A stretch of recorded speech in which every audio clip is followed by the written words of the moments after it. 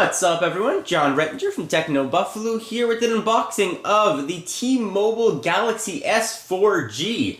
This is a variation on their initial Galaxy S device, the Vibrant, all done up in 4G clothing, which is going to add a bit of nuances and some great new features. We'll go through all those in just a minute. In the meantime, let's go ahead and dig in.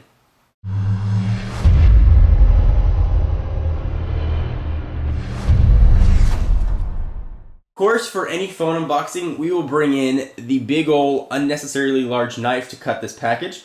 This is going to be released on February 23rd for $199.99 on a 2-year contract. And of course, we'll get to all the specs and the rest of that goodness here. Let me just go ahead and hack into the package and see what we got. And still, do you guys think it's always a joke when I say not cut off a finger? I'm still skeptical every time that I'm going to indeed hack off a finger. So let's see what we got in here. We gotta still continue the package of cutting trend. Don't cut any papers in there. Let's see what we got. Alright, and there's the device. Let's go ahead and pull that out. We pull that out off camera. Is there a phone number on there or anything? Alright. 4G, and this time it's not Avatar featured, it is Inception. Pretty good movie actually.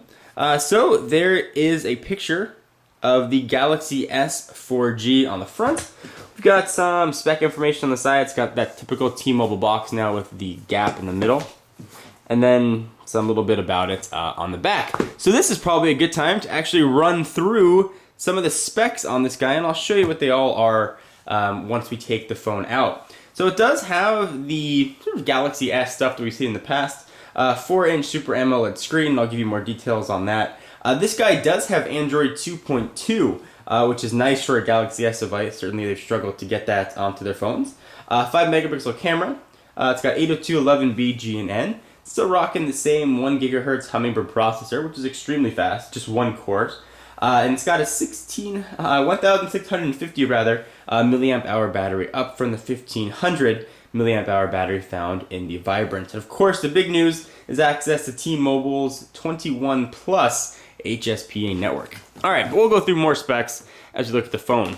So here is the phone itself. Looks very similar and feels very similar, although I think without the battery, to the Vibrant. Push it off to the side, see what else we're gonna get in the box. I bet you guys can guess though what's gonna be in here. We've got some information, which I don't think anybody's really gonna read, but there you have it. So you've got your wall adapter, you've got your, assuming micro USB charging cable, pair of, oh, there is your memory card, which I assume is an adapter for, yep, it is a micro SD adapter. So there's a micro SD card in there. We'll check the size of that.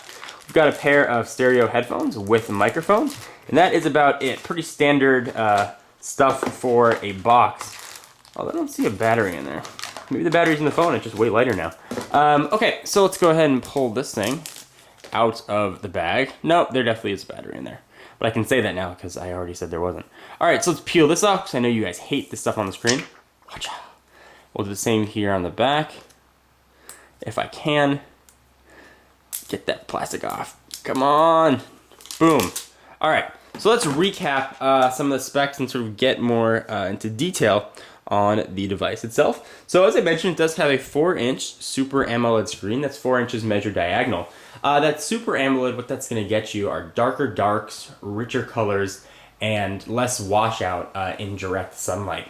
Instead of putting the touchscreen technology, and this is of course a capacitive touchscreen, instead of putting it sort of on the top of the glass that's on the phone, this is actually integrated into the glass, and that's one of the ways that you get sort of that bright popping color. A little bit of Super AMOLED trivia.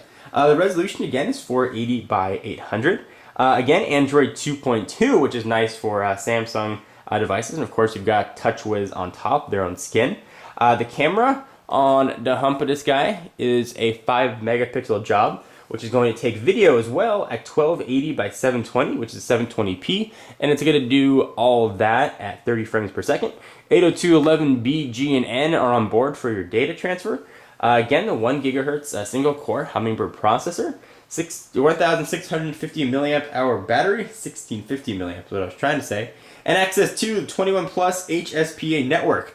So we also have on the front now something that makes us different than the outgoing Vibrant, which is T-Mobile's current Galaxy S device. You got a front-facing camera. It is a VGA resolution for video calls. Typical Android buttons across the bottom. They are capacitive buttons as well, but you can't see them. They're not like hidden. They only light up. Sometimes that can be really annoying. Menu button, home button, back button, search button. On the left-hand side, volume rocker up and down. On the right-hand side, you've got your power and lock button. Top, micro USB charging port. Got a little door. Slide that. I find that annoying sometimes on Samsung devices. But it is there. And as a sort of word of warning, if you're trying to charge this, sometimes that little door gets like stuck like halfway. You think it's all the way back. You can't figure out why your power cord keeps falling out. Push that door all the way back. Make sure it's snapped into place. And then your 3.5mm headset jack. Bottom, got your microphone, and that's about it. Back of the device sort of has a cool gray effect to it. It is plastic. Let's go ahead and pry this out and see if we've got a SIM card in there, and what our memory situation is as far as expansion. Back is pretty easy to take off, so T-Mobile did indeed include a SIM card. Let's see what our memory is going to ship with. It's got this little spring-loaded mechanism, which is always nice for getting these cards out. And is going to ship with 16 gigs of internal storage. And I believe there's 1 gig already on board. So you have about just 17. And then there is that 1,650 milliamp hour battery that we were talking about. And again, just a plastic back here. So let's put this on. Let's go ahead and give it a first boot up. And of course, we'll be testing T-Mobile's 4G network a little bit further and doing a full rundown and battery tests of the device. And maybe even putting it head to head against some other Galaxy S devices. So Galaxy S 4G. I don't have a Vibrant here, but what I do have is AT&T's version, the Captivate. We can see if there's any sort of size difference here between these two, let's say, cousins. They definitely look similar, same size screens, a little different form factors though. You got the almost chrome looking ring and rounded edges here on the Galaxy S 4G as opposed to the more boxy look. From a thickness standpoint, it's probably what you guys care about most.